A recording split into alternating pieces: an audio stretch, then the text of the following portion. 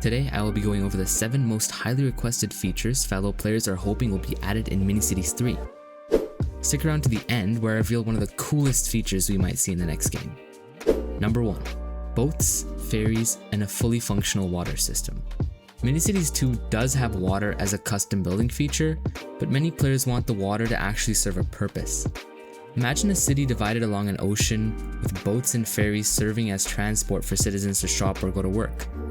You can imagine entire cargo systems could be developed to move materials around the city. There's even the potential for tourism and income from cruises or outside ferries arriving to your city. The airport update was really well received by players, and I think there's quite an appetite for niche features that make cities lifelike. Template maps with pre-built bodies of water like in city skylines could also be pretty cool with the advantages of water access but challenges with land space and transport. Considering the next Mini-Cities game is confirmed to have larger maps, this feature is definitely up for consideration. Number 2. Customizable weather for your city. Imagine building a majestic snow-covered town nestled between 2 mountains, and yet there's not a single picture of said snow falling. Customizable weather would allow for fully themed cities to be built without using time-consuming methods for fake weather. As long as the weather isn't lagging up the game during testing, this feature is also quite realistic in terms of viability. Number 3.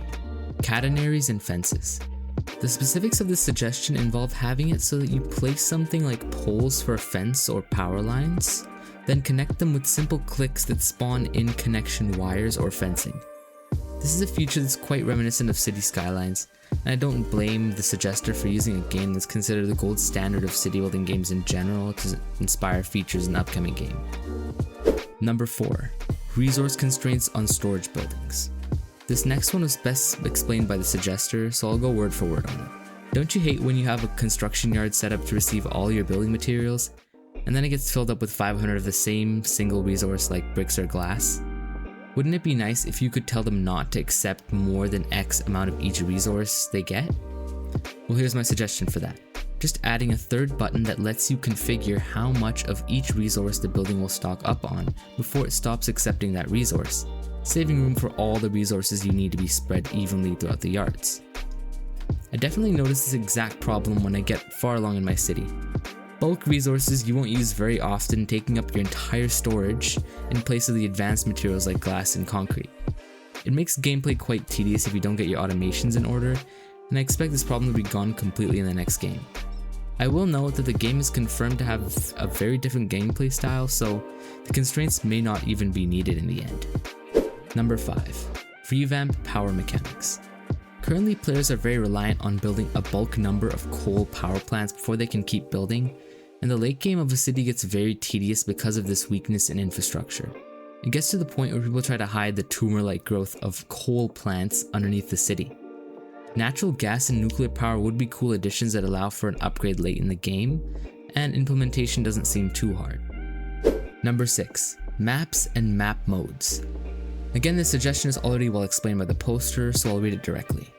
There should be a button that puts you into a map of your city from a perfectly top-down position, plus map modes with options to see subdivisions of the city that you can make yourself, like how cities like Chicago have neighborhoods such as Wrigleyville.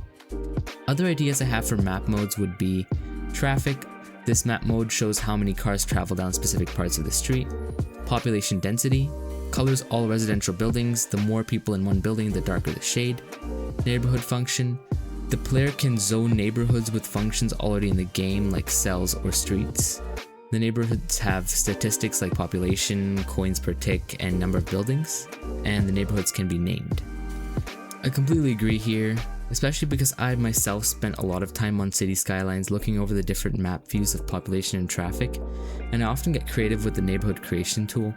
I'm sure it's possible to implement in some form in the new game, though it may take some time as it's not been well replicated on Roblox before. Now this last submission is by far the most creative and realistic one, and I hope it's considered for the new game. Number 7. Community creations. Again, really well said, so I'll read it straight up.